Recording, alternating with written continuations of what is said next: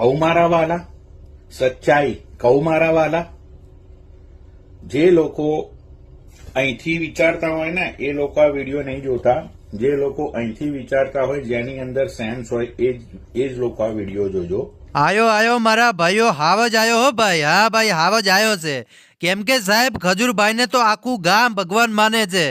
અને એલા ભાઈ, તમે જે કીર્તિ પટેલનો ઉપરાળો લઈને આવ્યા છો ને ભાઈ, અને તમે એમ કહી રહ્યા હોય કે ખજૂરભાઈએ કીર્તિ જોડે આવું કર્યું છે ને તેવું કર્યું છે. એલા મારા ભાઈઓ, રેકોર્ડ છે કે અત્યાર સુધી કીર્તિ પટેલના જે કહેવાય ને કે સપોર્ટરમાં ભાઈ એટલા બધા લોકો નથી, પણ આ ભાઈ પહેલી વાર ભાઈ હું એવો જોઈ રહ્યો છું કે કીર્તિ પટેલના સપોર્ટમાં ઉતર્યા છે.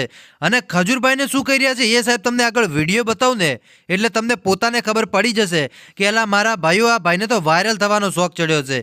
કેમ કે અત્યાર સુધી તમે જોયું છે કે લાલાભાઈ આહિર હોય, એ ઉપરાંત ઘણા બધા લોકો છે કે જે ખજૂરભાઈને લઈને મેદાને ઉતર્યા હતા. અને ખજૂરભાઈને લઈને મિત્રો ઘણા બધા લોકો છે એ સપોર્ટ કરી રહ્યા છે, દિન અને રાત ખજૂરભાઈ માટે વિડીયો બનાવી રહ્યા છે. પણ આ ભાઈ તો કીર્તિ પટેલ તરફ ગયા છે. વાંધો નથી મારા ભાઈઓ, હું કે કીર્તિબેનનો વિરોધ નથી કરતો, કીર્તિબેનને મારી બેન જેમ માનું છું મારા ભાઈઓ. પણ જે કીર્તિબેન ખજૂરભાઈને લઈને જે ખુલાસા કરી રહી છે ને ભાઈ, એમાં કંઈક તો ભાઈ નવાઈ હશે, કંઈક તો સાચી હકીકત હશે ભાઈ. એમને કોઈને શોખ ન આવે ભાઈ કે આ રીતે બધી વાતો કરે, કોઈક તો એના જોડે પ્રૂફ હશે ને મારા ભાઈ, ત્યારે જ એ બેન એવું કહેતા હશે.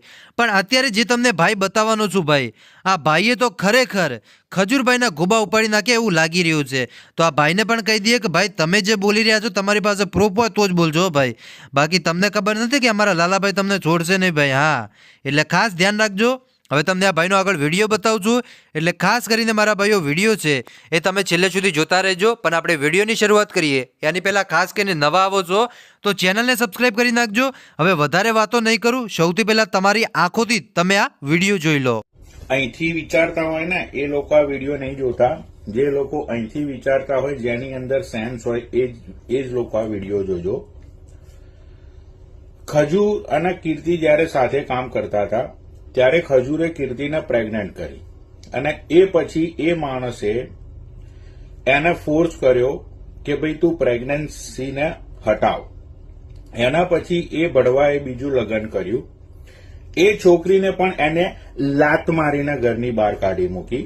એના પછી એની જિંદગીમાં એક ત્રીજી છોકરી આવી, જે અરોરા નામની છોકરી હતી.